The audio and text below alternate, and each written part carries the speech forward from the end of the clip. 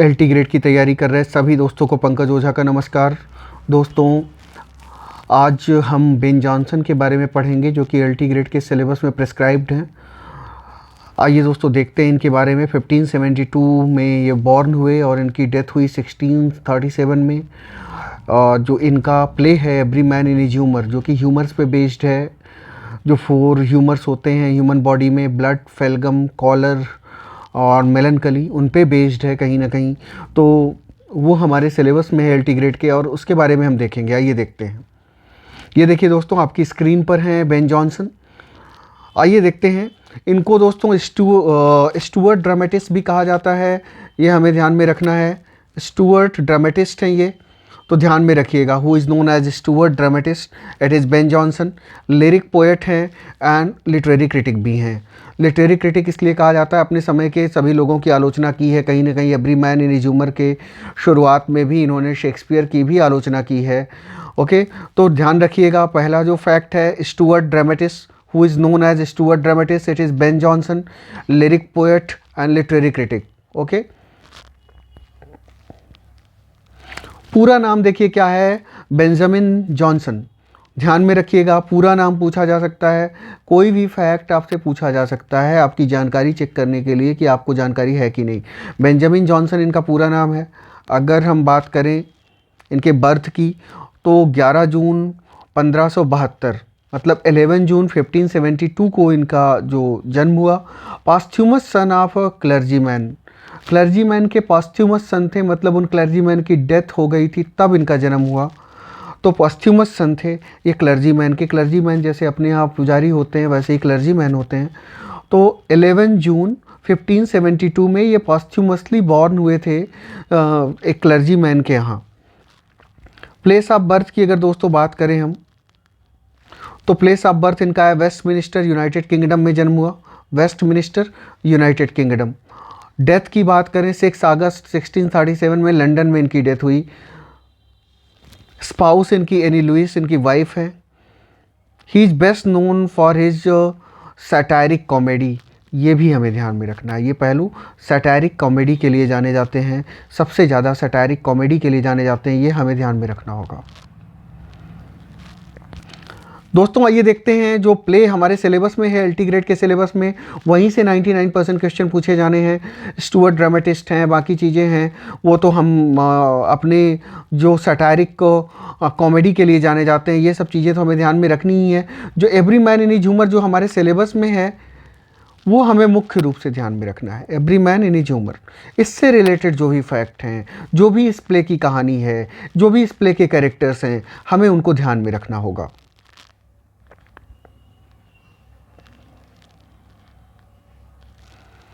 तो ये कब कंपोज हुआ, every man in his humour की कंपोजिशन डेट आप ध्यान में रखिए। ये कंपोज हुआ 1596 में दोस्तों। ये यहाँ पर देखिए 1596 में कंपोजिशन डेट है।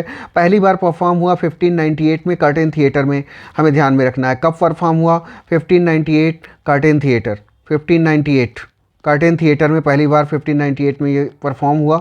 उसके बाद registered in the stationers register on August 4, 1600।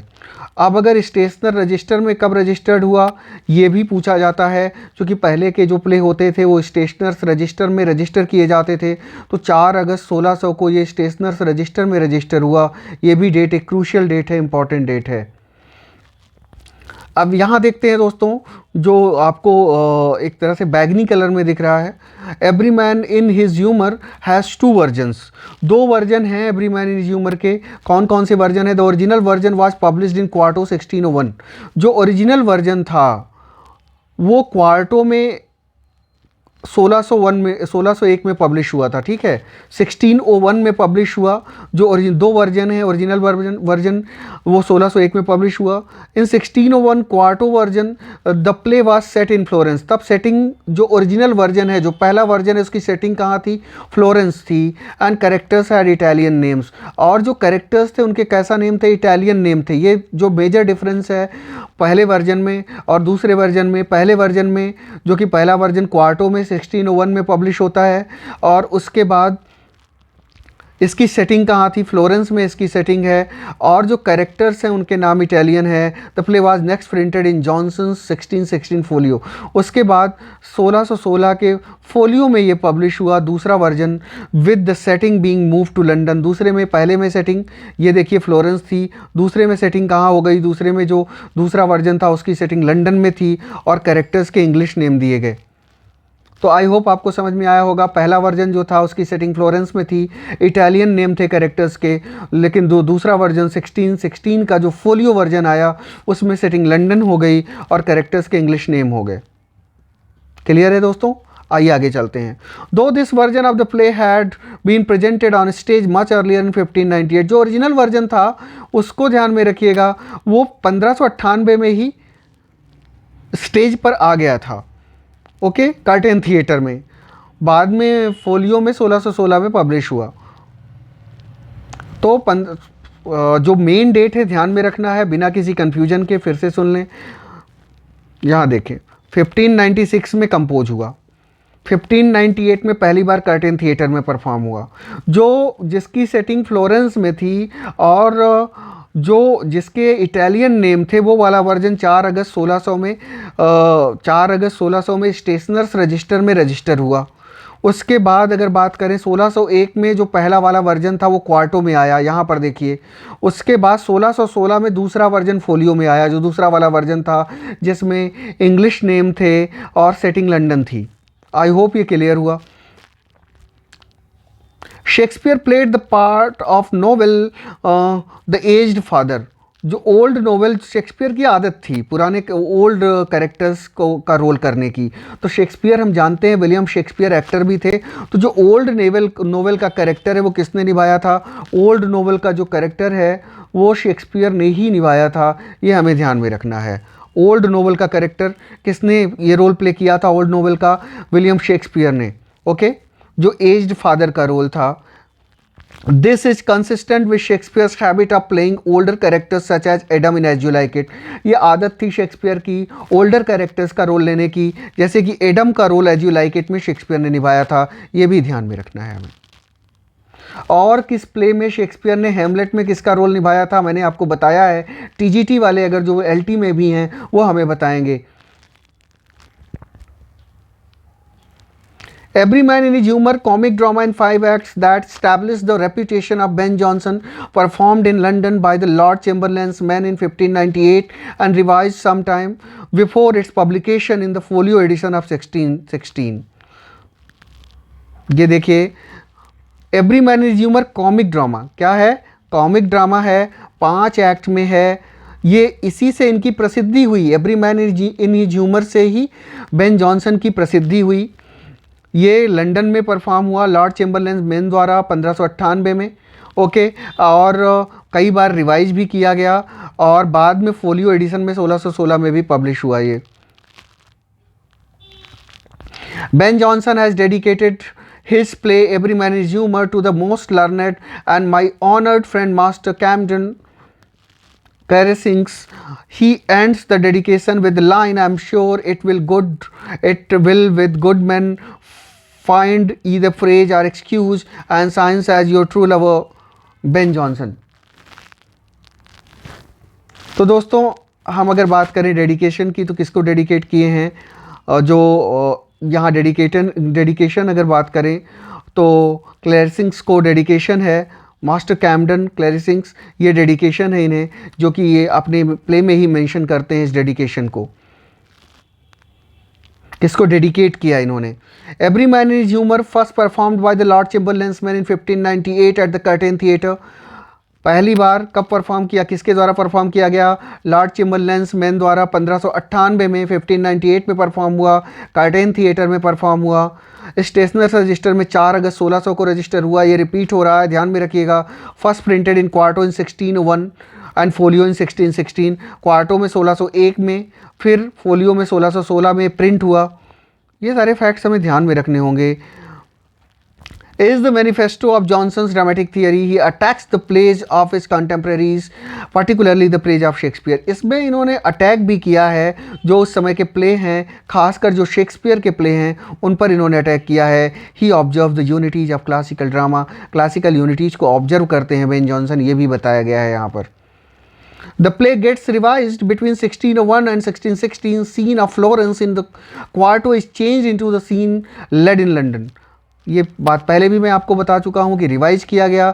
1601 में जो प्ले परफॉर्म किया गया था उसकी सेटिंग फ्लोरेंस थी, लेकिन 1616 में जो प्ले परफॉर्म किया गया उसकी सेटिंग लंदन हो गई. उसके अलावा 1601 में जो प्ले परफॉर्म हुआ था 1601 में जो प्ले परफॉर्म हुआ था उसके कैरेक्टर्स के नेम इटालियन थे. 1616 में जो प्ले परफॉर्म हुआ उसके कैरेक्टर्स के नेम क्या थे? इंग्लिश नेम थे. कहानी वही थी, कैरेक्टर्स के नेम इटालियन से इंग्लिश नेम कर दिए गए थे. सेटिंग फ्लोरेंस से लंदन हो गई थी 1616 में. I hope it is loud and clear. Lorenzo senior becomes old novel. जो देखिए इसके पहले जो लॉरेंजो सीनियर थे, कहने का मतलब पहले वाले वर्जन में 1601 वाले वर्जन में जो लॉरेंजो सीनियर थे वो क्या हो गए? ओल्ड नोवेल हो गए दोस्तों.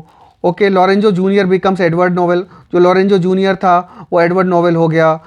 जो थोरेलो है वो किटले बन गया. The prologue appears in 1616 folio edition. It is written partly in prose and partly in blank verse. देखिए प्रोलॉग के बारे में यहाँ कुछ इन्फॉर्मेशन है जो ध्यान रखने जैसी है. मेरा पूरा एफर्ट रहता है लग के, इसीलिए हम लोग मैटर तैयार करते हैं और कोशिश ये रहती है हम लोगों की कि आपको सारे मैटर अवेलेबल करा दिए जाएं ताकि आपके सिलेबस से कोई भी चीज़ आपको जब एग्ज़ाम में अगर एवरी मैन इज ह्यूमर से क्वेश्चन आए तो एक भी क्वेश्चन आपका बाहर नहीं जाना चाहिए. हमारी पूरी कोशिश रहती है. फिर भी मैं आपसे कहूँगा MCQs करते रहिए. हमारे यूट्यूब चैनल जिसका लिंक मैं यहाँ दे दूँगा, आप उसको ज्वाइन कर लीजिए. टेलीग्राम पर हमारा फ्री चैनल है, उसका भी हम आपको लिंक दे देंगे, उसको भी आप ज्वाइन कर लीजिए. ये सारी चीज़ें और अच्छाई का जितना ज़्यादा आप YouTube के हमारे चैनल का प्रचार प्रसार करेंगे, थोड़ा सा आप एफर्ट करिए. कुछ तो यहाँ पर जेन्युइन लोग होंगे जो कि सिर्फ़ और सिर्फ सेल्फिश नहीं होंगे, अपने सिर्फ और अपना ही अपना नहीं देख रहे होंगे, थोड़ा टीचर के भी उत्साह की चिंता करते होंगे. वो हमारे चैनल को ज़रूर ज़्यादा से ज़्यादा लोगों में चैनल को शेयर कीजिए, ज़्यादा से ज़्यादा लोगों से सब्सक्राइब करवाइए ताकि हमारा भी उत्साह बना रहे. Okay, thank you very much. आइए आगे देखते हैं दोस्तों. और जहाँ तक पेड कोर्सेज की बात है, आप ऐप हमारा जो वॉरियर्स ऐप है, बिना किसी पेड कोर्स को लिए भी आप वॉरियर्स ऐप ज्वाइन कर सकते हैं. हज़ारों क्विज़ वहाँ पे आपको मिलेंगी और उसके अलावा क्विज़ के अलावा मॉक टेस्ट भी आने वाले दिनों में आपको मिलेंगे. और कोर्स आपको जब लेना हो, देखिए कोर्स के दाम दिनों दिन बढ़ते ही जाएंगे क्योंकि 1500, 1600, 1800, 1900 में हम लिटरेचर बहुत दिनों तक नहीं अफोर्ड कर सकते क्योंकि बहुत मेहनत लगती है एक एक वीडियो बनाने में. तो इस चीज़ को आप समझिए, अभी ले लीजिए. अभी फ़ीस फिर भी बहुत ज़्यादा नहीं है, नहीं तो ये फ़ीस काफ़ी ज़्यादा जाएगी. और अगर आप चाहें तो अभी एडमिशन ले सकते हैं. अभी फ़ीस बढ़ी है लेकिन उतनी नहीं बढ़ी है क्योंकि हम अफोर्ड नहीं कर पा रहे हैं बहुत कम फ़ीस में पढ़ा पाना. ओके दोस्तों, I hope you will understand this point.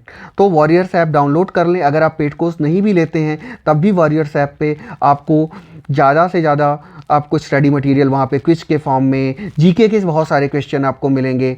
उसके अलावा जीके के अलावा आपको ढेर सारे ग्रामर के क्वेश्चन, वोकैब के क्वेश्चन वहाँ पर फ्री ऑफ कॉस्ट मिलेंगे. इसके अलावा टेलीग्राम चैनल पे तो ज़रूर जुड़िए. कोई भी इंपॉर्टेंट इन्फॉर्मेशन हो, वोकैब से रिलेटेड बहुत सारी वोकैब की तैयारी करवाई जाती है, तो इन जगहों पे आप जुड़िए. आइए दोस्तों टॉपिक पे आते हैं. इतनी चीज़ें बतानी भी ज़रूरी होती हैं. और डिस्क्रिप्शन, जो जैसे ये वीडियो आप देख रहे हैं इसके डिस्क्रिप्शन में नीचे देखेंगे आप, तो डिस्क्रिप्शन में आपको सारे लिंक मिल जाएंगे. कहीं कुछ नहीं करना है आपको. टेलीग्राम का लिंक मिल जाएगा, ऐप का लिंक मिल जाएगा, यूट्यूब चैनल का लिंक भी आप कहिए तो मैं डाल ही दूंगा. खैर कोई बात नहीं, आप देख रहे होंगे तो जाहिर सी बात है यूट्यूब का आपको पता होगा. तो हमसे जुड़े रहिए. जाहिर सी बात है आपका नुकसान नहीं होगा. आप पेड कोर्स अगर नहीं अफोर्ड कर सकते तो जाहिर सी बात है आप फ्री में बहुत सारी चीज़ें वॉरियर्स ऐप पे पा सकते हैं. तो थोरेलो का जो पहले किटले, जो बाद वाले संस्करण में किटले आए, वो पहले थोरेलो नाम से थे. ओके, तो इस तरह जो सारे कैरेक्टर्स हैं उनके नाम चेंज हो गए. इटालियन नेम से इंग्लिश नेम हो गए, सेटिंग फ्लोरेंस से लंदन हो गई. आइए आगे देखते हैं दोस्तों.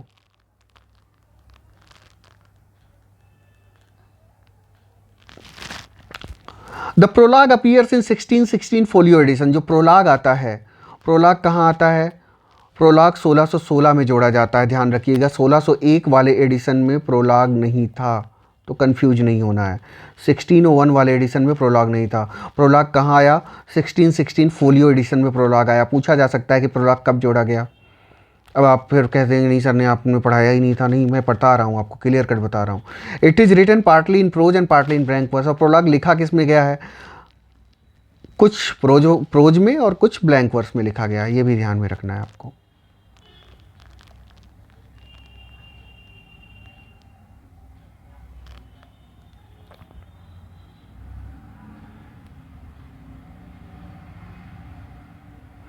आगे देखते हैं दोस्तों। अगर आगे की पॉइंट्स की बात करें, द प्लॉट हैज़ 3 थ्रेड्स। इस पूरे के पूरे प्लॉट में, जो प्ले का प्लॉट है, इसमें 3 थ्रेड्स हैं। The first deals with the old father and the rakish son relationship. पहला पिता और पुत्र के संबंधों पर आधारित है। ओके, द फर्स्ट प्लॉट जो है, the first deals with the old father and rakish son relationship. पिता पुत्र संबंध पे आधारित है पहला पार्ट। दूसरा part, the second deals with the jealousy of Kitely जो भी आप प्रोनाउंस करें, for his wife. And the third deals with, दूसरे पार्ट में किटले और उनकी वाइफ का जो मेंशन है। और थर्ड पार्ट की अगर बात करें तो वो डील करता है love intrigue between Bridget and young novel. जो एक तरह से लव इंट्रीग है, जो एक तरह से पूरे प्यार का जो कहानी है, ताना बाना है ब्रिजेट और यंग नोवेल का, वो दिखाता है। Brainworm proves to be the chief contriver of comic incident. जो ब्रेन वॉर्म है उसी की वजह से ज़्यादातर जो कॉमिक इंसिडेंट्स होती हैं वो होती हैं दोस्तों। तो आपको ध्यान में रखना है। फिर से एक बार रिपीट कर देता हूँ। The plot has 3 threads.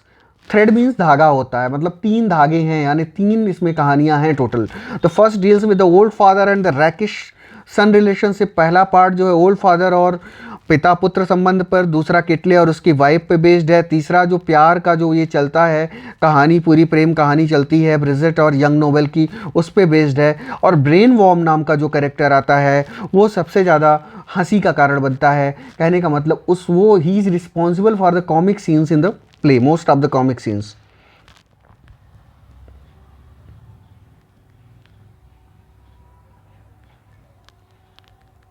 आगे आते हैं दोस्तों।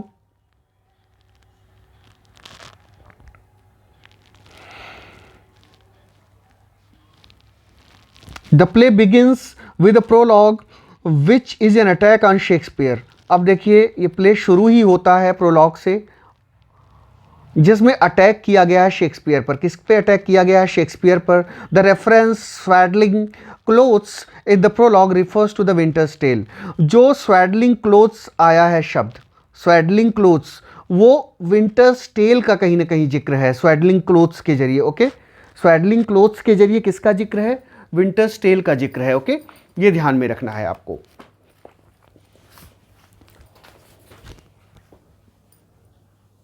स्वैडलिंग क्लोथ्स के जरिए किसका जिक्र है दोस्तों? विंटर्स टेल का जिक्र है। ओके, तो अगर ये पूछा जाए आपसे कि स्वैडलिंग क्लोथ्स की जो चर्चा करते हैं बेन जॉनसन प्रोलॉग में, every man in his humour के प्रोलॉग में, तो उससे क्या मतलब है? उससे मतलब है विंटर्स टेल का। और स्वैडलिंग क्लोथ्स का मतलब क्या होता है? Swaddling means covered. Okay, covered clothes, ढके हुए कपड़े। स्वैडलिंग क्लोथ्स से मतलब है कवर्ड क्लोथ्स। यहाँ पर विंटर्स टेल का जिक्र होता है। जब बेन जॉनसन अपने every man in his humour के प्रोलॉग में स्वैडलिंग क्लोथ्स की चर्चा करते हैं, तो इसका मतलब उनका इशारा विंटर्स शेक्सपियर के विंटर्स टेल की तरफ है। ध्यान में रखना है ये चीज़। उसके अलावा the words foot and half foot words refer to Shakespeare's Richard Third. अब देखिए, जो मेंशन आया है यहाँ पर foot and half foot words, ये शेक्सपियर के रिचर्ड थर्ड की बात की गई है दोस्तों। यहाँ पर फुट एंड हाफ फुट, अगर आपसे पूछा जाए कि when Ben Jonson refers foot and half foot words, तो शेक्सपियर के किस प्ले के बारे में इशारा कर रहे हैं? तो रिचर्ड थर्ड के बारे में इशारा कर रहे हैं। The expression fight over York and Lancaster's long jar refers to Shakespeare's 3 plays on the subject of Henry VI। अब यहां पर जो चर्चा हो रही है, ये जो कहा गया है fight over York and Lancaster's long jar, ये किसको रेफरेंस है? जो हेनरी 231 है, Henry 6 part 2, Henry 6 part 3, Henry 6 part 1, इन तीनों का जिक्र है इन लाइनों के जरिए। The phrase chorus wafts you in the prologue refers to chorus in Shakespeare's Henry V. जो कोरस वॉफ्ट्स यू ये टर्म आया है दोस्तों यहाँ पर, ये शेक्सपियर के हेनरी V की तरफ इशारा है, क्योंकि हेनरी V भी शेक्सपियर के उन प्लेज में शामिल है जिसमें कोरस हैं। और शेक्सपियर के किन किन प्लेज में कोरस है हमें आप बताइएगा। The phrase creaking throne refers to Shakespeare's Cymbeline where Jupiter descends on an eagle। अब देखिए जो यहाँ पर क्रीकिंग थ्रोन फ्रेज आया है वो शेक्सपियर के सिम्बलीन की तरफ, प्ले जो सिम्बलाइन है या सिम्बलीन जो भी प्रोनाउंसिएट करें आप, उसकी तरफ इशारा करता है। वे Jupiter descends on an eagle, जहां पर जुपिटर एक ईगल पर डिसेंड होते हैं, मतलब उतरते हैं। Tempestuous drum is the phrase which refers to Shakespeare's The Tempest, while Davies thinks that it refers to the storm scene in King Lear। अब देखिए यहाँ जो टेम्पचुअस ड्रम आया है, जो टेम्पचुअस ड्रम आया है, ये जो यहाँ पर फ्रेज आया है, इसमें ज़्यादातर लोग मानते हैं कि शेक्सपियर के टेम्पेस्ट की तरफ इशारा है बेन जॉनसन का, लेकिन जो डेविस हैं, ये क्रिटिक हैं, इनका मानना है कि नहीं, किंग लियर के स्टॉर्म सीन की बात है। तो आप ये दोनों चीज़ें ध्यान में रखिएगा। Johnson uses the idea of humour though it is not a new one, as Chapman also wrote a play related to bodily humors। इन्होंने जो आइडिया ऑफ ह्यूमर है कोई जॉनसन का ओरिजिनल नहीं है, बेन जॉनसन का, इसके पहले चैपमैन भी यूज कर चुके हैं। और 4 ह्यूमर्स के बारे में हम डिटेल में बता देते हैं, ध्यान में रखिएगा। टीजीटी में और एलटी में भी कई बार पूछा जा सकता है, और टीजीटी में तो कई बार पूछा गया है। 4 ह्यूमर्स होते हैं। ह्यूमन हमारी बॉडी में, हम मनुष्यों के शरीर में 4 ह्यूमर होते हैं, मतलब 4 एक तरह से तरल पदार्थ होते हैं जो हमारे व्यक्तित्व का, हमारी पर्सनैलिटी का निर्धारण करते हैं। हम कैसे व्यक्तित्व होंगे, इंट्रोवर्ट होंगे, एक्सट्रोवर्ट होंगे, अग्रेसिव होंगे, कूल होंगे, ये डिपेंड करता है, या बहुत ही बुरा स्वास्थ्य होगा या बहुत ही अच्छा हेल्दी होंगे हम, ये सारी चीज़ें इस बात पर डिपेंड करती हैं कि हम में किस ह्यूमर की प्रधानता है, हम में किस द्रव्य की प्रधानता है। तो चलिए आइए देखते हैं चारों, आइए देखते हैं। देखिए, ब्लैक बाइल होता है, अगर किसी में ब्लैक बाइल की अधिकता है तो वो मेलनकलिक स्वभाव का होगा, खिन्न स्वभाव का होगा, चिड़चिड़ा स्वभाव का होगा। ब्लैक बाइल की अगर अधिकता है तो येलो बाइल की अधिकता है, येलो बाइल से मतलब कॉलर से है, black bile, melancholy, yellow bile, choler, phlegm and blood, ये 4 होते हैं ह्यूमर। मतलब ब्लड, कॉलर, फेलगम, मेलनकली, ये 4 होते हैं। Blood, choler, phlegm, melancholy. तो ब्लैक बाइल अगर जिसमें अधिकता है तो मेलनकलिक हो जाएगा। येलो बाइल है, जिसे कॉलर कहते हैं, उसका अपना प्रभाव है। येलो बाइल वाला जाहिर सी बात है थोड़ा सा वो भी बहुत अच्छा नहीं होगा। फेलगम अगर जिसके अंदर फेलगम की अधिकता है तो वो फेलगमेटिक व्यक्तित्व का होगा। और अगर किसी में ब्लड की अधिकता है तो सैंग्विन होगा, वो अच्छा होगा। तो ये देखिए यहाँ पर मैंने पूरा बना भी दिया है। सैंग्विन अगर ब्लड है तो उसके अंदर कैसा लक्षण होगा, वो सैंग्विन होगा। सैंग्विन का मतलब थोड़ा सा ऑप्टिमिस्टिक होगा, अच्छे स्वभाव का होगा। येलो बाइल है थोड़ा सा कॉलरिक होगा, उतना अच्छा वो नहीं होगा। ब्लैक बाइल है तो खिन्न रहेगा, खिन्नता वाला होगा। फेलगम की अधिकता, कहने का मतलब इन चारों ह्यूमर्स में, इन चारों जो ये 4 ह्यूमर्स हैं, इनका बैलेंस बहुत ज़रूरी है। If you want to have a wonderful personality, if you want to have a very cheerful personality, then of course there has to be the combination, balance of ये 3-4 जो हमारे ह्यूमर्स हैं हमारे ह्यूमन बॉडी में, okay, इनका combination अच्छे से बहुत ज़रूरी है। चाहे वो ब्लड हो, येलो बाइल हो, ब्लैक बाइल हो, फेलगम हो, ओके, ये ध्यान में रखिएगा। और इस जो इमेज का सोर्स जो जाता है study.com को, thanks to them.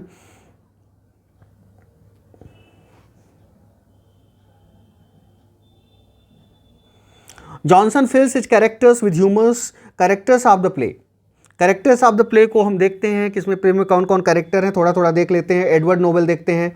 Edward Nobel का जो कैरेक्टर है, यंग मैन है, ओल्ड नोबल का बेटा है। He is deeply invested in his education, बहुत ज़्यादा एजुकेशन में लगा हुआ है। But to his father's disapproval also has a penchant for idle poetry. थोड़ा पोइट्री में ज़्यादा इंटरेस्ट रहता है। फादर उसके सोचते बर्बाद हो जाएगा पोइट्री के, कविता के चक्कर में पड़ेगा तो, लेकिन फिर भी उसकी लाइकिंग है आइडल पोइट्री में, वो थोड़ा पोइट्री भी एडवर्ड नोबल पसंद करता है। ब्रेन वॉर्म का कैरेक्टर एडवर्ड नोबेल के बाद देखिए हैं ब्रेन वॉर्म, एक ये भी कैरेक्टर आते हैं।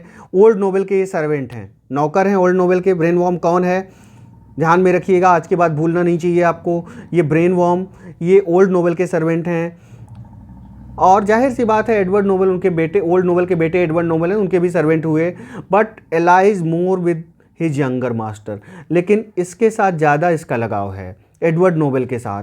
His function in the plot is as a master of disguise and dissipation.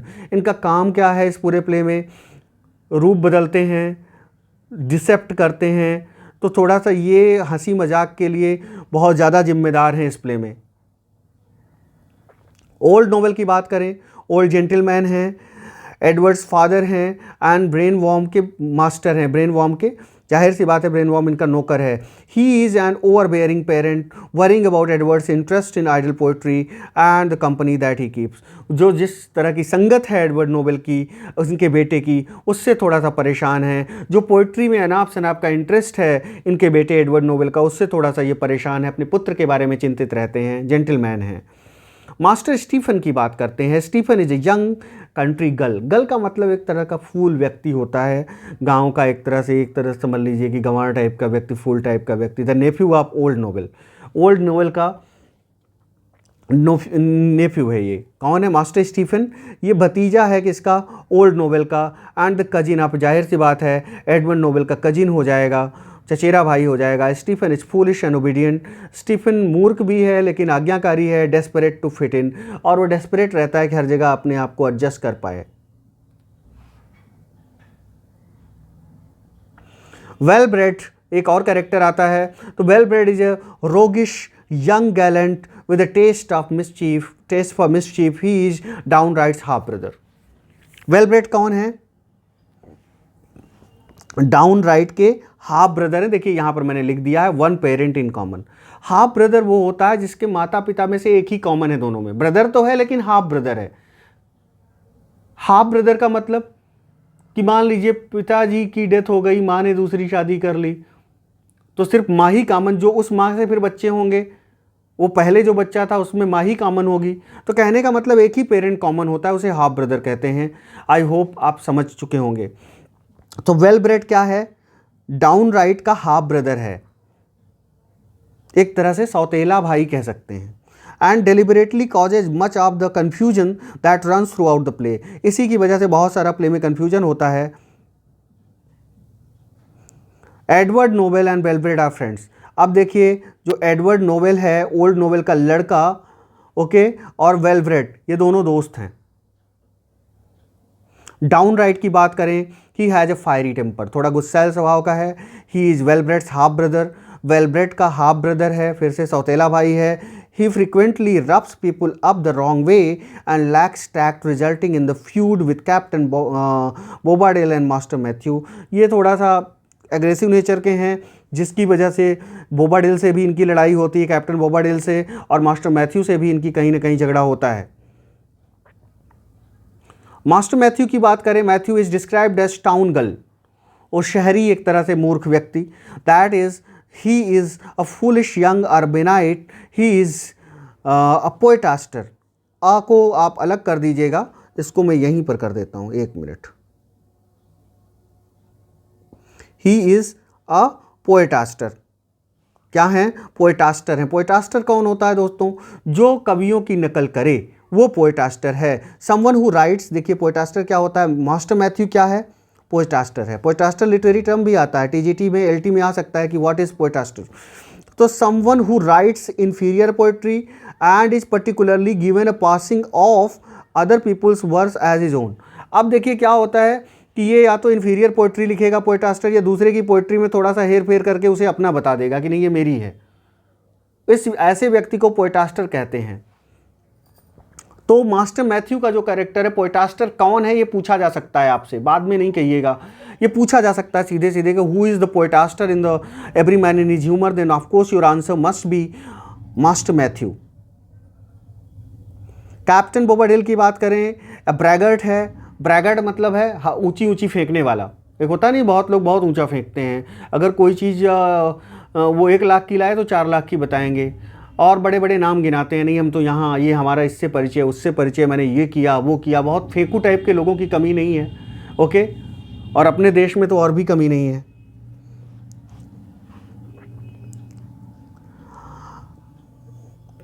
खैर जाने दीजिए।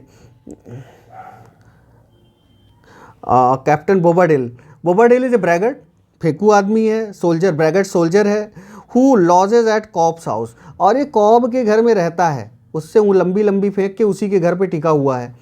ही इज़ एक्सट्रीमली बोस्टफुल, बहुत ज़्यादा सेकी बगाड़ता है, बहुत ज़्यादा ऊंची ऊंची फेंकता है। Talking constantly about his exploits in this war, और बताता है युद्ध में अपने कारनामों के बारे में हमेशा बताता रहता है। कौन? कैप्टन बोबाडेल। काइटले या किटले, हम देखते हैं Kitely is a cloth merchant, कपड़ों का व्यापारी है। Married to Dame Kitely, Dame Kitely इनकी पत्नी है। And brother of mistress Bridget, और भाई है किसका? मिस्ट्रेस ब्रिजेट का भाई है। He is also the unfortunate landlord of Wellbred, और वेलब्रेड का अनफॉर्चुनेट लैंडलॉर्ड है। Dame Kitely is wife. Just like her husband, she is tricked by Wellbred into rushing to Cobb's house, expecting to find Kitley committing adultery. अब dam किटले की wife है, अपने पति की तरह ही उसे धोखा दिया जाता है वेलब्रेड द्वारा। वेलब्रेड धोखा दे देता है और वेलब्रेड के कहने पर ये भाग के जाती है कॉब के घर में, क्योंकि उसे लगता है कि उसका जो पति है किटले है उसका अवैध संबंध है किसी के साथ, तो वो भाग के जाता है। लेकिन ऐसा उसे कुछ नहीं मिलता। किटले को ये बताया जाता है कि तुम्हारी वाइफ का किसी के साथ गलत संबंध है, तो किटले भी वहीं भाग के जाता है। और जब किटले की वाइफ को भी बताया जाता है कि तुम्हारा पति एडल्ट्री मतलब अवैध जो संबंध होते हैं में शामिल है, तो वो भी भाग के, मतलब ये इनको मूर्ख बनाया जाता है। किसके द्वारा? वेलब्रेड द्वारा।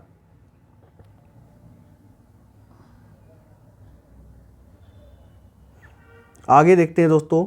Mistress Bridget is Kitely's attractive and virginal sister, बहन है, कुंवारी है। She doesn't get many lines in the play, functioning mainly as a object of attraction for master Matthew and Edward Knowell. Edward Knowell और master Matthew इसके प्रति attracted हैं। She is attracted to Edward Knowell के प्रति ये खुद भी attracted है। कैश की बात करें, Cash is Kitely's business assistant. ये कैश जो है ये बिजनेस असिस्टेंट है किटले का। According to Kitely, Cash was taken in by his master at a young age. अब ये कैश बचपन से ही इनके यहाँ काम कर रहा है। Cob is a working class water bearer, पानी ढोने का काम है सॉरी। कॉब का एक वर्किंग क्लास वाटर बेयरर है, man who delivers water from house to house. Captain Bobadill beats him for complaining about the tobacco smoke. Captain Bobadill इन्हें तंबाकू पर ये ज़्यादा लेक्चर दे रहे थे कैप्टन बोबाडेल, तो कैप्टन बोबाडेल ने इन्हें खूब पिटाई की थी। Causing Cob to seek warrant for Bobadill's arrest, लेकिन ये चला गया था कि नहीं बोबाडेल को अरेस्ट होना चाहिए। पता लगा हमारे ही घर में रह रहे हैं, मतलब कॉब के ही घर में रह रहा था, कॉब को ही पीट दिया, क्योंकि कॉब कह रहा था तंबाकू नहीं खानी चाहिए, बोबाडेल कह रहा था तंबाकू खानी चाहिए। इसी पे मारपीट हो गई और बोबाडेल, जाहिर सी बात है, बोबाडेल ने कॉब को खूब पिटाई की। जस्टिस क्लीमेंट की बात करते हैं दोस्तों। एक कैरेक्टर जस्टिस क्लीमेंट भी यहाँ आते हैं। Justice Clement is an old man who acts as a play's legal authority. His most important role is at the end of the play in which he draws proceedings to a relatively forced resolution. ये बाद में इनका role आता है और बहुत ही decisive role आता है, बाद में एक रेजोल्यूशन अच्छा हो जाता है पूरे के पूरे प्ले का। तो जस्टिस क्लीमेंट जो हैं वो क्या है? लीगल अथॉरिटी हैं। रोजर फॉर्मल को देखते हैं। Roger Formal is Justice Clement's clerk and assistant.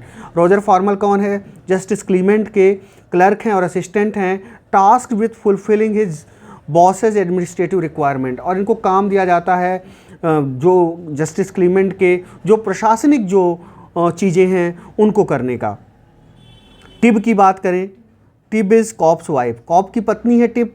She is wrongly characterised as a bawd, मतलब इसको ऐसे प्रस्तुत कर दिया जाता है कि मानो ये ब्रॉथल चला रही हो, वैश्यागृह चला रही हो वेलब्रेड के द्वारा। Causing Cob to beat her, Cob इसे पीट देता है। जब उसको गलत इन्फॉर्मेशन मिलती है तो कॉब इसकी पिटाई कर देता है अपनी पत्नी की। By the play's end Justice Clement gets Tib and Cob to resolve their differences. बाद में दोनों के डिफरेंसेज पति पत्नी के रिजॉल्व हो जाते हैं। आइए दोस्तों प्ले की समरी पर आते हैं।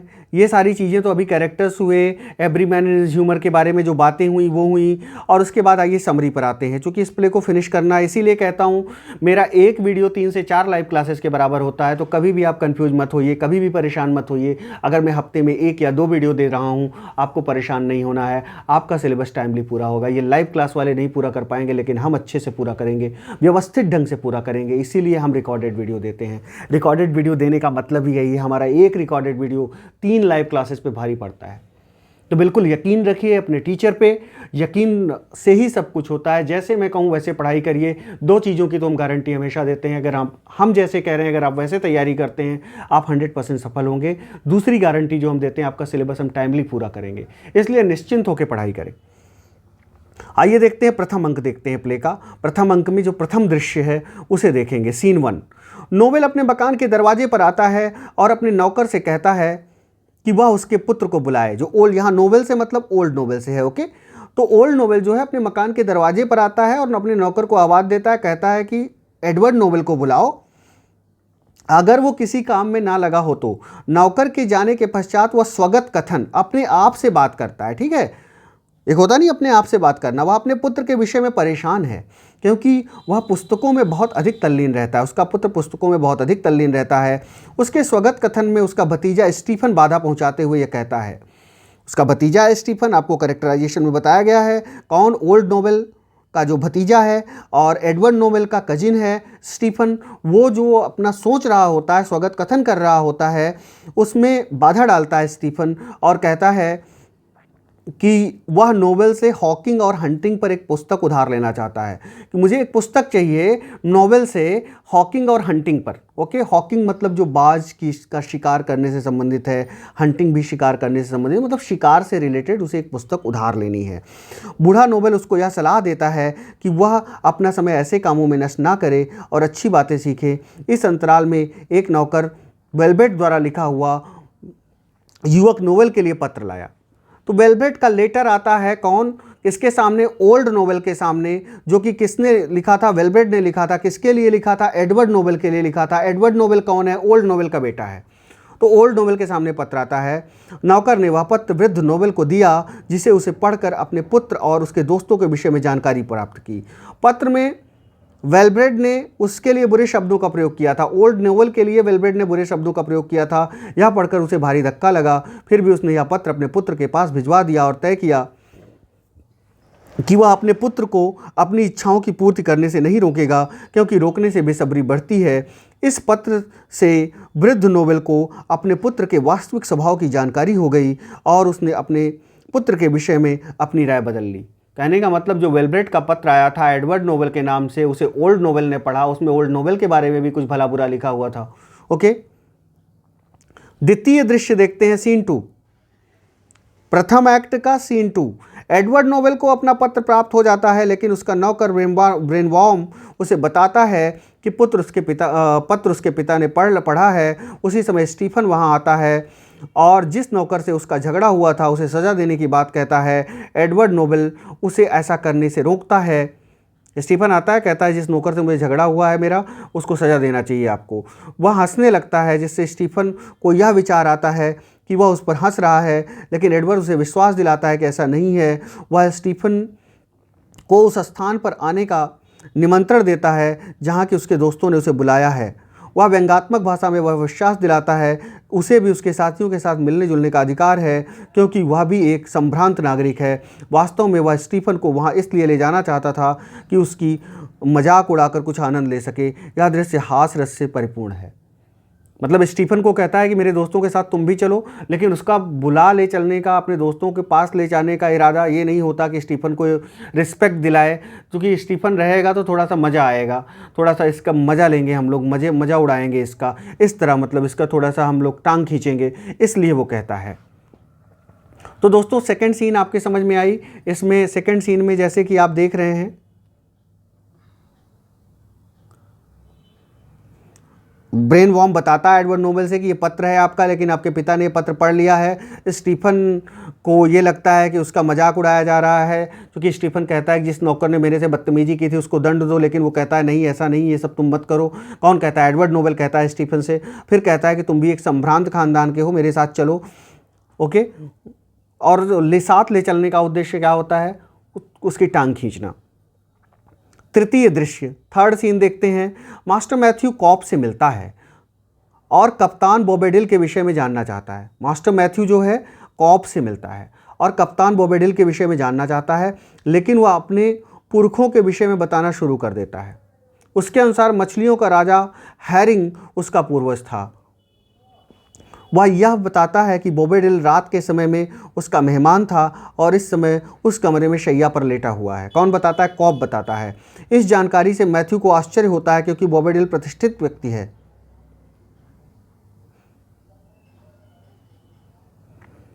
फिर भी उसकी पत्नी उसे उस कमरे तक ले जाती है जहां बॉबेडिल लेटा हुआ है। इस दृश्य में कॉब स्वगत कथन अपने आप से बात करता है और मैथ्यू और उसके पिता के विषय में बताता है।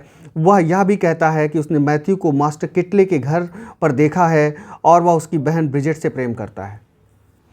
तो टोटल आपको समझ में आ रहा है इस दृश्य में क्या होता है? ये समझ लीजिए फिर से। मास्टर मैथ्यू कॉब से मिलता है, मास्टर मैथ्यू है वो कॉब से मिलता है और कप्तान बॉबेडिल के विषय में जानना चाहता है, उसकी क्यूरियोसिटी है, लेकिन वह अपने पुरखों के विषय में बताना शुरू कर देता है। कॉब क्या करता है? अपने पूर्वजों के बारे में बताना शुरू कर देता है। उसके अनुसार मछलियों का राजा हैरिंग उसका पूर्वज था। वह यह बताता है कि बॉबेडिल रात के समय उसका मेहमान था। कॉब बताता है कि मेरे घर पर मेहमान बन के बॉबेडिल टिके हुए हैं, इस समय लेटा हुआ है। इस पर मैथ्यू को इसलिए आश्चर्य होता है क्योंकि बॉबेडिल बड़ा व्यक्ति था, कॉब छोटा व्यक्ति था, क्यों मेहमान बन के उसके यहाँ है? क्योंकि बॉबेडिल प्रतिष्ठित व्यक्ति है। फिर भी उसकी पत्नी उसे उस कमरे तक ले जाती है जहाँ बॉबेडिल लेटा हुआ है, वहाँ तक ले जाती है जहाँ बॉबेडिल लेटा हुआ है। इस दृश्य में कॉब स्वगत कथन अपने आप से बात करता है। वह मैथ्यू और उसके पिता के विषय में बताता है। वह यह भी कहता है कि उसने मैथ्यू को मास्टर किटले के घर पर देखा है। स्वगत कथन में ही कहता है कि मैथ्यू को मास्टर किटले के घर में देखा है और मैथ्यू क्या है? उसकी बहन ब्रिजेट से प्रेम करता है। वह स्त्रियों के प्रति कविता पाठ करता है। कॉब तब कसम खाता है और कहता है कि उसके घर में एक मेहमान है जो उसे अच्छी अच्छी कस्में सिखाता है। इस दृश्य में कॉब काफ़ी हास्य प्रस्तुत करता है। चतुर्थ दृश्य देखते हैं। कैरेक्टर्स के नाम आप याद रखिएगा, बाकी सब समझ में आ जाएगा। चतुर्थ दृश्य देखते हैं, फोर्थ सीन। इस दृश्य की शुरुआत बॉबेडिल के बेंच पर लेटे होने से होता है। बॉबेडिल बेंच पर लेटा हुआ है। वह मैथ्यू से नहीं मिलना चाहता। मैथ्यू बॉबेडिल से मिलना चाहता है, लेकिन बॉबेडिल मैथ्यू से नहीं मिलना चाहता, लेकिन उसे मिलना पड़ता है क्योंकि कॉब ने उसे उसके कमरे में प्रवेश दे दिया है। अतः बॉबेडिल मैथ्यू से मजबूरन मिलता है। वे किड द्वारा लिखित स्पेनिश ट्रेजेडी, टॉमस किड का ये पूछा जा सकता है कि किसकी चर्चा हुई है, किसकी ट्रेजेडी की चर्चा हुई है? तो टॉमस किड द्वारा लिखित स्पेनिश ट्रेजेडी, हमें मालूम है शेक्सपियर के बहुत सारे प्लेज का सोर्स है। तो टॉमस किड की स्पेनिश ट्रेजेडी जो कि मैथ्यू अपने साथ लाया है के विषय में वार्तालाप करते हैं। मैथ्यू के पास टॉमस किड की स्पेनिश ट्रेजेडी होती है जिस पर बॉबेडिल और मैथ्यू चर्चा करते हैं। मैथ्यू बॉबेडिल को डाउनराइट से अपने झगड़े के बारे में बताता है। मैथ्यू क्या बताता है? मैथ्यू बॉबेडिल को बताता है कि डाउनराइट से उसका झगड़ा हो गया है। किसका झगड़ा? मैथ्यू का झगड़ा हो गया है, डाउनराइट से हो गया है, और मैथ्यू ये बात बॉबेडिल को बताता है। ओके। वह यह भी बताता है कि डाउनराइट उसे डंडे से पीटेगा। बॉबेडिल को भी डाउनराइट पसंद नहीं है। ना तो बॉबेडिल को डाउनराइट पसंद है, ना तो मैथ्यू को पसंद है। अतः वह मैथ्यू को यह सुझाव देता है कि वह लड़ाई लड़ने की कला सीख ले और डाउनराइट को पीटे। मैथ्यू को कहता है बॉबेडिल कि आप सीख लीजिए लड़ने की कला और जब मौका मिले तो फिर डाउनराइट को पीटो। वह एक डंडा उठा लेता है, उससे वह मैथ्यू को लड़ना सिखाता है। कौन? बॉबेडिल। लेकिन मैथ्यू कुछ नहीं सीख पाता। अतः वे लोग कुछ जलपान करने की इच्छा प्रकट करते हैं, इसलिए वे वेन्यू जाना चाहते हैं और उसके पश्चात वेलब्रेट के घर जाना चाहते हैं। सेकेंड एक्ट देखते हैं दोस्तों। टोटल 5 एक्ट हैं। सेकेंड एक्ट में देखेंगे प्रथम दृश्य जो है, इस दृश्य में किटले कैश और स्क्वायर डाउनराइट के साथ दिखाई देता है। इस दृश्य में किटले कैश और स्क्वायर डाउनराइट के साथ दिखाई देता है। वह कैश को कुछ आर्थिक मामले समझाता है और उसके चले जाने के पश्चात उसकी प्रशंसा करता है, और डाउनराइट को यह बताता है कि कैसे उसने उसे पाला है और प्रशिक्षित किया है। किटले बताता है डाउनराइट को कि कैसे उसने कैश को पाला है, बड़ा किया है। काफ़ी झिझकने के बाद डाउनराइट को अपने भाई वेलब्रेट के विषय में बताता है। काफ़ी झिझकने के बाद वह डाउनराइट को अपने भाई वेलब्रेट के बारे में बताता है कि वह घर में उसके व्यवहार को नापसंद करता है। पहले वेलब्रेड एक संभ्रांत मनुष्य की तरह रहता था, परंतु अब वह और उसके मित्र अपना समय गाने नाचने में, आनंद मनाने में बिताते हैं। उसे यह सब पसंद नहीं है, लेकिन वह अपने भाई से इस विषय में बात नहीं करना चाहता, क्योंकि वह और उसके दोस्त उसे ईर्ष्यालु कहने लगेंगे, क्योंकि उसके एक सुंदर पत्नी और कुंवारी बहन है, ऐसा किटले कहता है। उनकी बातचीत रुक जाती है क्योंकि मैथ्यू और बॉबेडेल वेलब्रेड से मिलने वहां पहुंच गए। उन्हें सूचित किया गया कि वेलब्रेड वहां नहीं है, अतः वह चले जाते हैं, लेकिन बॉबेडेल अपने जाने के पहले डाउनराइट का अपमान करता है, क्योंकि बॉबेडेल को भी डाउनराइट नहीं पसंद था। डाउनराइट क्रोधित होता है और बॉबेडेल से लड़ना चाहता है, लेकिन किटले उन्हें रोक देता है। प्रातःकालीन नाश्ते की घंटी बजती है, अतः किटले डाउनराइट को अपनी पत्नी को साथ के लिए भेज देता है। जब किटले अकेला रह जाता है तब वह शंका प्रकट करता है कि ऐसे वातावरण में उसकी पत्नी और बहन पवित्र नहीं रह सकती। अब देखिए, नाश्ते की घंटी बजती है, किटले डाउनराइट को अपनी पत्नी के साथ भेज देता है, ओके, कि जाओ नाश्ता करो। जब किटले अकेला रह जाता है तब वह शंका प्रकट करता है कि ऐसे वातावरण में उसकी वाइफ और बहन कैसे पवित्र रह पाएंगी, वो कुछ भी कर सकता है। उसी क्षण उसकी पत्नी आती है, लेकिन वह यह कहकर कि उसके सिर में दर्द है, अपनी जान छुड़ा लेता है। इस दृश्य के अंत में किटले स्वगत कथन करता है, जिसमें वह अपनी पत्नी के विषय में विचार करता है। सेकेंड सीन देखते हैं दोस्तों। इस दृश्य का आरंभ मंच पर ब्रेनवेल, जो कि वृद्ध नोवेल का सेवक है, के आगमन से होता है। वह एक लंगड़े सिपाही के रूप में आता है। लंगड़े सिपाही ब्रेनवेल लंगड़े सिपाही का रूप रख के आता है। वह यह बताता है कि युवक नोवेल का उसके पिता लंदन तक पीछा कर रहे हैं, कि जो एडवर्ड नोवेल है उसका उसके पिता लंदन तक पीछा कर रहे हैं। ब्रेनवर्म एडवर्ड नोवेल की यात्रा के बीच में रोक कर देरी करना चाहता है। ब्रेनवर्म क्या चाहता है? एडवर्ड नोवेल को यात्रा के बीच में रोककर देरी करना चाहता है। उसे शीघ्र ही अवसर मिल जाता है, क्योंकि मास्टर स्टीफन और युवक नोवेल जो एडवर्ड नोवेल है वहां आ जाते हैं। स्टीफन नोवेल को बताता है कि उसका बटुआ खो गया है, जिसमें एक अंगूठी जो कि मिस्ट्रेस मेरी ने भेजी थी भी रखी है। नोवेल उसे सलाह देता है कि वह परेशान ना हो और आगे चले। इस अंतराल में ब्रेनवर्म उनके सम्मुख प्रकट होता है और अनेक युद्धों में अपने कारनामों का वर्णन करता है और यह कहता है कि उसे अपनी तलवार बेचनी है। स्टीफन उसे खरीदना चाहता है, लेकिन नोवेल उसे रोक देता है, लेकिन फिर भी स्टीफन उसे खरीदने को राजी हो जाता है और ब्रेनवर्म को पैसा लेने के लिए अपने घर चलने को कहता है। तृतीय दृश्य देखते हैं, सीन 3। वृद्ध नोवेल इस दृश्य में स्वगत कथन करता है। स्वगत कथन का मतलब अपने आप से बात करना। वह वृद्ध व्यक्ति उस पत्र के अंशों को नहीं भूल सकता जो पत्र उसके पुत्र के लिए आया था। मतलब जो ओल्ड नोवेल है आज भी उस पत्र को याद करता है जो उसके पुत्र के लिए आया था, उसके बारे में बुरा भला लिखा गया था। विशेषतः वह उस बात को नहीं भूल पा रहा है कि उस पत्र में उसका मजाक उड़ाया गया है। वह इस बात पर महान आश्चर्य प्रकट करता है कि वर्तमान समय के युवकों का इस प्रकार पतन हो गया है कि वो वृद्धों का मजाक उड़ाते हैं। उसकी युवा अवस्था में कोई भी व्यक्ति, यहाँ तक कि छोटे से छोटा, वृद्धों का अनादर करने की बात भी नहीं सोच सकता था। इस प्रकार वृद्ध भी नीचे गिर गए थे, क्योंकि वे युवकों के सम्मुख कोई अच्छा उदाहरण नहीं रख सकते थे। कहने का मतलब वो कहता है, ना तो पहले जैसे वृद्ध रह गए, न जब पहले जैसे युवक रह गए। उस समय लंगड़े सिपाही के रूप धरे ब्रेनवर्म, लंगड़े सिपाही का रूप कौन धरता है? ब्रेनवर्म, उसके सामने उपस्थित हुआ। उससे प्रार्थना की कि वह उसे कुछ धन देकर सहायता करे, परंतु नोवेल क्रोधित हो गया। इस पर ब्रेनवर्म ने अपनी दयनीय अवस्था का वर्णन किया और रोने लगा। नोवेल को उस पर तरस आ गया और उसने अपनी ईमानदारी दिखाने के लिए उसके पीछे चलने को कहा। इस दृश्य के अंत में ब्रेनवर्म स्वगत कथन करता है, जिसमें वह बताता है कि दोनों पिता और पुत्र को मूर्ख बनाकर प्रसन्न है। उसका उद्देश्य वृद्ध नोवेल के रहस्य को जानकर युवक नोवेल को बताना है। देखिए, इसमें बेसिकली क्या थी कि एडवर्ड नोवेल का पीछा कर रहे थे उनके पिताजी ओल्ड नोवेल। तो ये यहाँ पे जो ब्रेनवर्म है वो चाहता है कि सारी सच्चाई जान ले कि क्यों पीछा कर रहे हैं, पीछे पीछे क्यों जा रहे हैं, और एडवर्ड नोवेल को बता दे। ओके, यही टोटल इसमें क्रक्स है। मेन कैरेक्टर्स को आप ध्यान में रखिएगा। कौन इसमें लंगड़े का रूप में आता है वो ध्यान में रखिएगा। कौन डिसेप्शन और वेश बदलता है, डिस्गाइज करता है, उसको आपको ध्यान में रखना है। तृतीय अंक एक्ट 3 देखते हैं। प्रथम दृश्य दोस्तों, मैथ्यू और बॉबेडेल वेलब्रेड से विंडाम लटे वर्न में मिलते हैं। एक जगह है, मैथ्यू और बॉबेडेल वेलब्रेट से कहाँ मिलते हैं? वे इनडोमिटेबल 1 में मिलते हैं। बॉबेडेल वेलब्रेट के भाई डाउनराइट के खिलाफ बोलता है। बॉबेडेल किसके खिलाफ बोलता है? वेलब्रेट का जो भाई था डाउनराइट, जो हाफ ब्रदर है डाउनराइट, उसके खिलाफ बोलता है, लेकिन वह उसे रोकता है। युवक नोबेल और स्टीफन भी वहाँ आ जाते हैं। कौन कौन? नोबेल, युवक नोबेल मतलब एडवर्ड नोबेल, और स्टीफन भी वहाँ आ जाते हैं। वेलब्रेट प्रसन्न है क्योंकि उसका मित्र उसे मिल गया है, लेकिन नोबेल नाराज़ है इसलिए कि उसने एक बेकार का पत्र उसे भेजा था और वह उसके पिता के हाथ लग गया था। यहाँ पर मिलते हैं, कौन मिल रहा है? क्योंकि यहाँ पर जो वेलब्रेड है वो तो खुश होता है कि उसे एडवर्ड नोबेल, जो उसका दोस्त है, उसे मिल गया, लेकिन एडवर्ड नोबेल नाराज़ होता है कि वेलब्रेड को ऐसा पत्र नहीं लिखना चाहिए था जो मेरे पिता के हत्थे चढ़ गया, और मेरे पिता के बारे में काफ़ी चीज़ें लिखी थी जो मेरे पिता को पता चल गई। उसने कहा कि पिता के विषय में चिंतित नहीं होना चाहिए। उसने कहा कि नहीं, इतना चिंतित मत हो, इतना चलता है।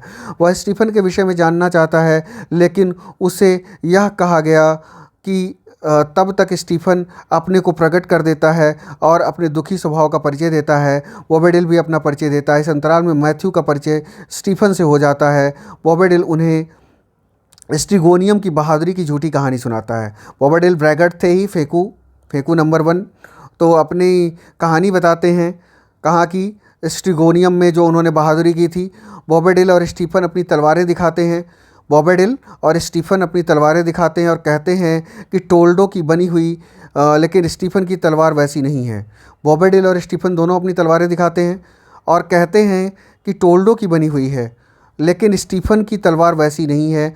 उसे ब्रेनवर्म ने इस विषय में धोखा दिया है। मतलब स्टीफन को ब्रेनवर्म में धोखा दिया, नॉर्मल सी तलवार दे दी और कहा कि नहीं, ब्रांडेड तलवार है, एक टोल्डो की बनी हुई है। उसकी तलवार सामान्य फ्लेमिंग तलवार है। स्टीफन क्रोधित हो जाता है और ब्रेनवर्म से बदला लेने की तैयारी करता है। इस अंतराल में ब्रेनवर्म पुनः आ जाता है और झगड़ा हो जाता है। ब्रेनवर्म युवक नोबेल को एक तरफ ले जाकर उसे बताता है कि उसके पिता ने उसका पत्र पढ़ लिया है और उसका पीछा करते हुए आ रहा है। उसने यह भी बताया कि वृद्ध नोबेल न्यायमूर्ति क्लीमेंट होना चाहिए था, कि मकान पर हैं और उसकी सेवा में अपना नाम लिख दिया है। कहने का मतलब ये ऐसी जगह पे हैं जहाँ पर ये लोग हैं और ओल्ड नोवेल यहीं पर आ रहे हैं। द्वितीय दृश्य देखते हैं। यह दृश्य किटले और कैश के वार्तालाप से प्रारंभ होता है। किटले को कुछ समय के लिए बाहर जाना है, लेकिन वह अपनी पत्नी और बहन को अकेला नहीं छोड़ना चाहता। वह शंका के विषय में कैश को बताना चाहता है, किंतु वह झिझकता है। उसे भय है कि उसकी अनुपस्थिति में वेलब्रेड और उसके साथी उसके घर आएंगे और उसके घर की स्त्रियों को पतन का अवसर मिल जाएगा। कहने का मतलब उसको चिंता है कि मेरी जो बेबी है और जो मेरी बहन है उसके साथ कुछ गड़बड़ ना हो जाए। उसे वो सशंकित हो गया है। वह कैश से कसम खाने को कहता है, लेकिन वह फिर भविष्य में अपना रहस्य बताने को कहता है। वह कैश से कहता है कि वह वेलब्रेड और उसके साथियों पर नज़र रखे और उनके आने के बारे में सूचित करे। किटले के चले जाने के बाद कॉब अपने मकान में रहने वालों की शिकायत करते हुए आता है। वह तंबाकू के प्रति नापसंदगी प्रकट करता है। कौन? कॉब।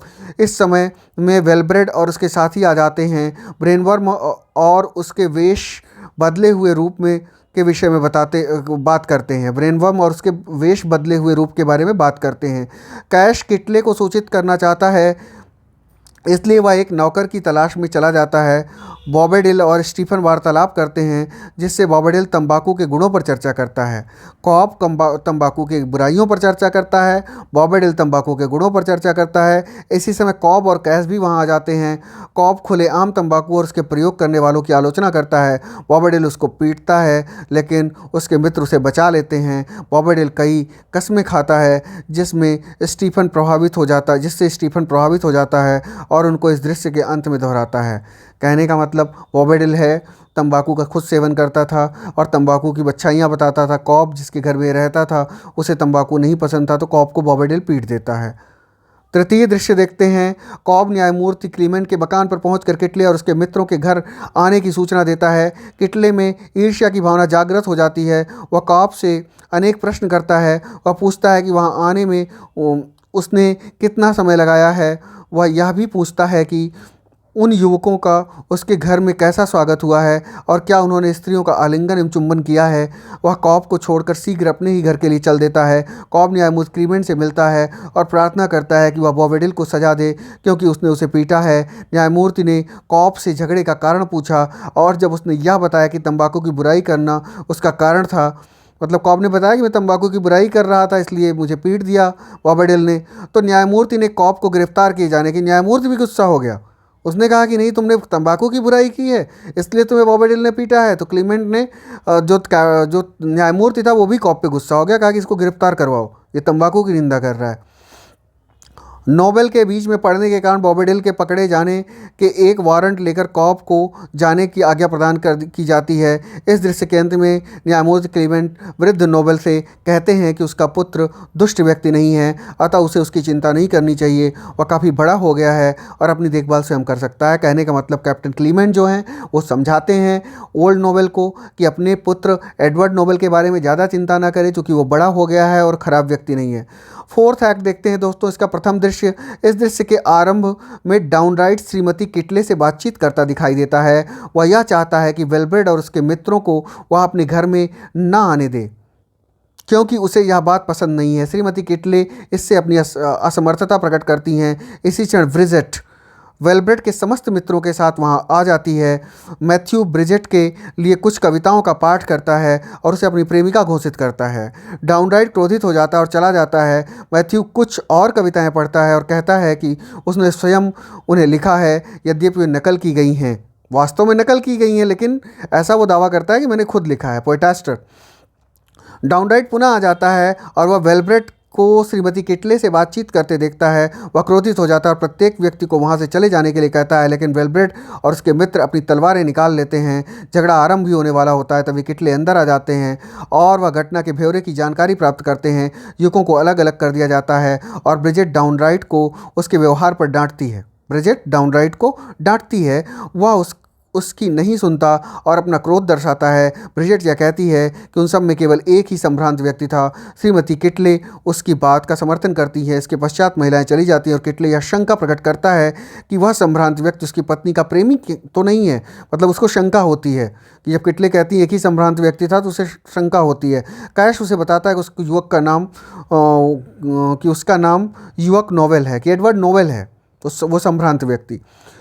सेकेंड सीन की बात करते हैं। कॉब न्यायमूर्ति क्लीमेंट के घर से वापस आ जाता है और वह अपने घर का दरवाज़ा खटखटाता है। वह अपने पति के खटखटाने को नहीं पहचान पाती, कॉब की जो वाइफ है, और उसे दूसरे की पत्नियों को बिगाड़ने वाला कहती है। और कॉब की वाइफ सोचती कोई दूसरा होगा, वो नहीं जान पाती कि मेरा ही पति खटखटा रहा है। कॉब क्रोधित हो जाता है और अपनी पत्नी को डांटता है। वह अपनी पत्नी को न्यायमूर्ति क्लीमेंट द्वारा अपने प्रति किए गए व्यवहार की जानकारी देता है और बताता है कॉब कि कैसे मैं गया कि नहीं, मुझे पीटा गया, मैं तंबाकू की निंदा कर रहा था, तो किस प्रकार न्यायमूर्ति ने मुझे ही उल्टा गिरफ्तार करवाने की बात कर दी। वो सारा अपनी वाइफ को बताता है। बॉबेडेल को पकड़े जाने का वारंट भी प्राप्त कर लिया, वो ये भी बताता है। वह जानना चाहता है कि अपनी पत्नी से कहता है कि किसी भी व्यक्ति को घर में अंदर ना आने दे। कॉब अब स्ट्रिक्ट हो जाता है कि कोई भी घर के अंदर नहीं आएगा। तृतीय दृश्य की बात करें दोस्तों, एडवर्ड नोवेल और ब्रेनवर्न ने एक षड्यंत्र रचा, एक कॉन्स्पिरेसी की एडवर्ड नोवेल और ब्रेनवर्न ने। वह क्या है कि इसकी जानकारी किसी को नहीं है, लेकिन इस दृश्य में एडवर्ड नोवेल ब्रेनवर्न को उनकी योजना पूरी करने को कहता है। मतलब जानकारी नहीं है क्या षड्यंत्र है, क्या कॉन्स्पिरेसी है, लेकिन वो अपनी योजना पूरी करने को कहता है। ब्रेनवर्न विश्वास दिलाता है कि वह इसके लिए अपनी पूरी बुद्धिमत्ता का प्रयोग करेगा। इसके पश्चात वेलब्रेड युवक नोवेल से यह पूछता है कि क्या वह उसकी बहन ब्रिजेट से प्रेम करता है। कौन पूछता है? वेलब्रेड युवक नोवेल से पूछता है कि क्या वह उसकी बहन ब्रिजेट से प्रेम करता है। यदि ऐसा है तो उसने निश्चय कर रखा है कि वह अपनी बहन उसे दे देगा। यह जानने पर युवक नोवेल प्रसन्न हो जाता है। चतुर्थ सीन देखते हैं। यह दृश्य वृद्ध नोवेल की फॉर्मल के विषय में ब्रेनवर्म फॉर्मल भी एक कैरेक्टर है, कंफ्यूज नहीं होइएगा। वृद्ध नोवेल की फॉर्मल के विषय में ब्रेनवर्म के विषय में बातचीत से आरंभ होता है। वह उसी क्षण आता है और वृद्ध नोवेल को बताता है कि उसके विषय में संपूर्ण जानकारी उसके पुत्र और उसके मित्रों ने उसे रोक लिया था। वह एक खिड़की से निचले भाग को खोलकर भाग आया है। अब यहाँ पर देखिए, यह दृश्य फिर से देखते हैं। नोवेल की फॉर्मल के विषय में ब्रेनवर्म के फॉर्मल तथा ब्रेनवर्म के विषय में बातचीत से आरंभ होता है। उसी क्षण वृद्ध नोवेल आता है।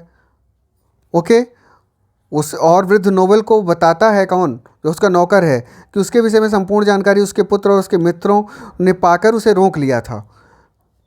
वह एक खिड़की के निचले भाग को खोलकर भाग आया है। कह रहा है मैं भाग के आया हूँ। उसने यह भी सूचना दी कि युवक नोवेल कॉब, जो कि पानी भरने वाला है, के घर पर किसी स्त्री से मिलने वाला है। वो बताता है उसके पिता को कि जो एडवर्ड नोबेल है वो कॉब के घर पर किसी दूसरी स्त्री से मिलने वाला है। वृद्ध नोबेल वहाँ जाने का निश्चय करता है और अपने पुत्र की तय की हुई शादी को तोड़ने का इरादा करता है। मतलब उसे लगता है कि मेरा पुत्र शादी न कर ले बिना मेरी मर्जी के। इस प्रकार कॉब वृद्ध पुरुष को इसलिए मूर्ख बनाता है कि उसकी योजना सफल हो जाए। इसके पश्चात वह न्यायमूर्ति के क्लर्क फॉर्मल से मिलता है। फॉर्मल यह समझता है कि कॉब एक बहादुर सिपाही है और उसे युद्ध में हुई घटनाओं का वर्णन करने के लिए कहता है। इसके पश्चात दोनों विंडमिल में शराब पीने और बातचीत करने के लिए जाते हैं। पंचम दृश्य देखते हैं। यह दृश्य डाउनराइट के विषय में नोबेल और मैथ्यू की बातचीत से प्रारंभ होता है। डाउनराइट के विषय में कौन कौन बात कर रहा है? नोबेल और मैथ्यू बात कर रहे हैं। मैथ्यू यह कहता है कि डाउनराइट को पीटेगा यदि वह उसे मिल जाता है।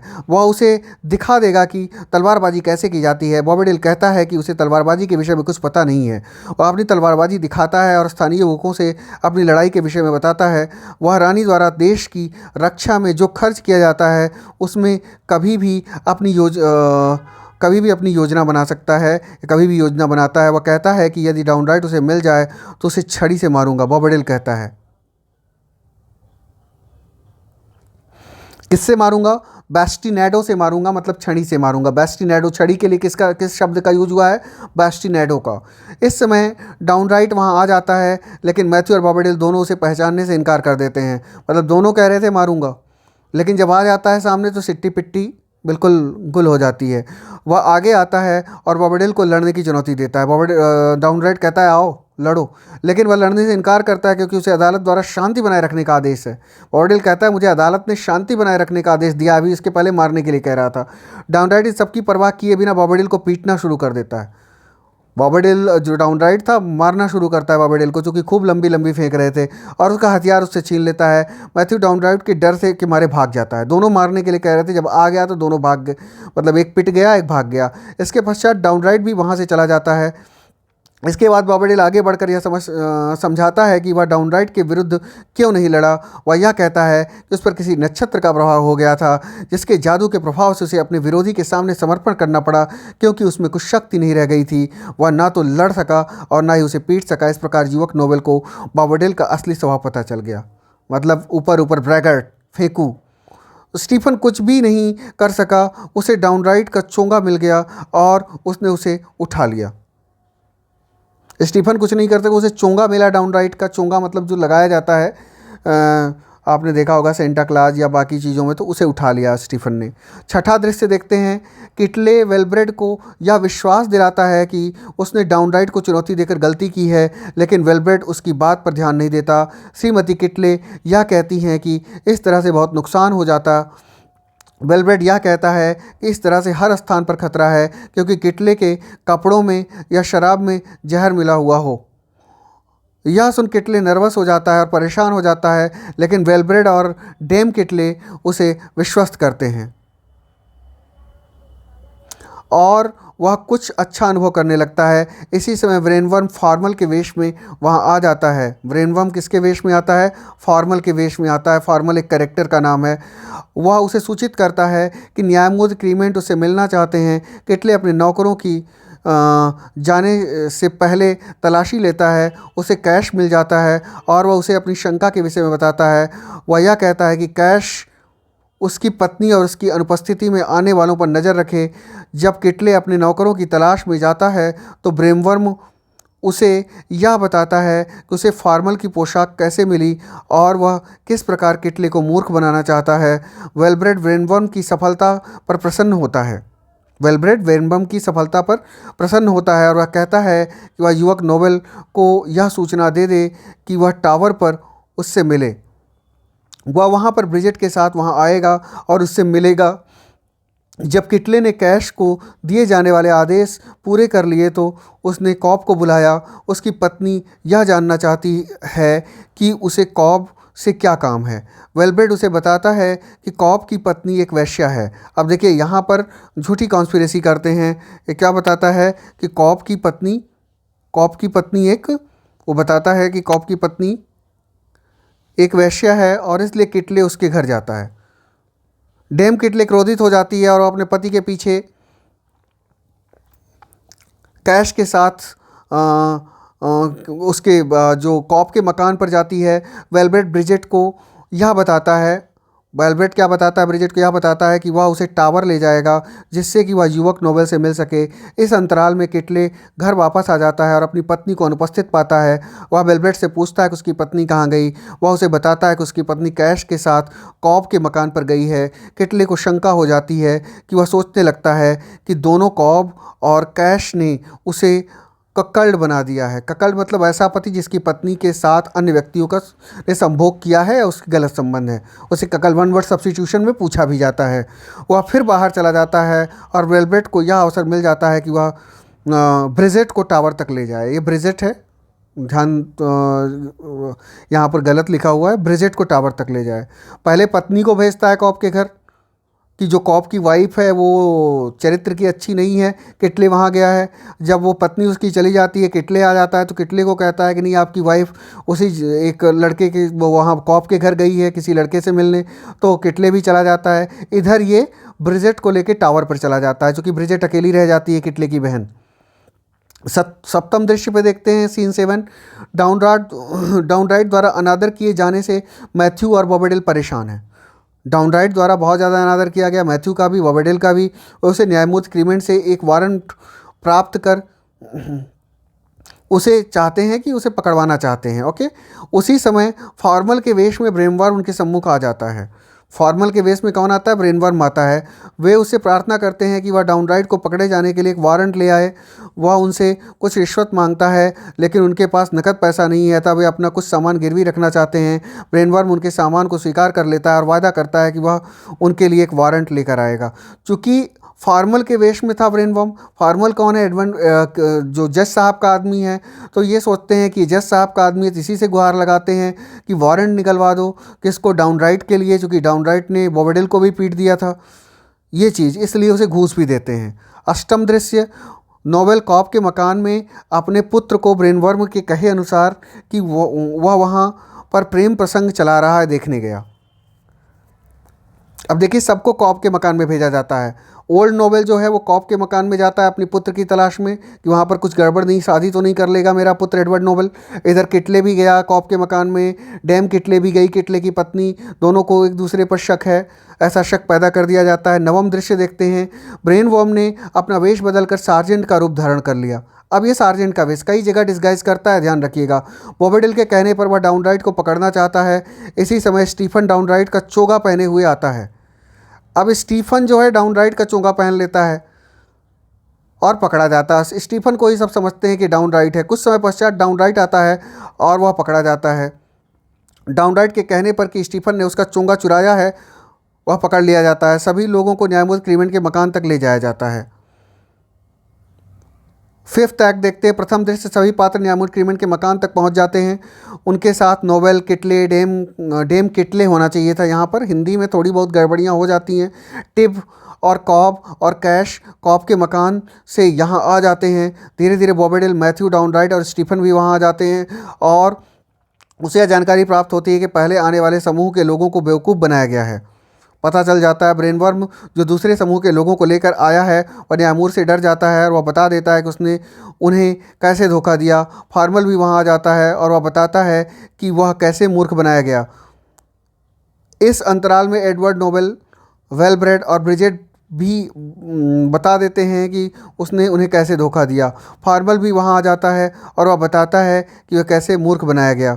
इस अंतराल में एडवर्ड नोबेल, वेलब्रेड, ब्रिजेट भी आ जाते हैं।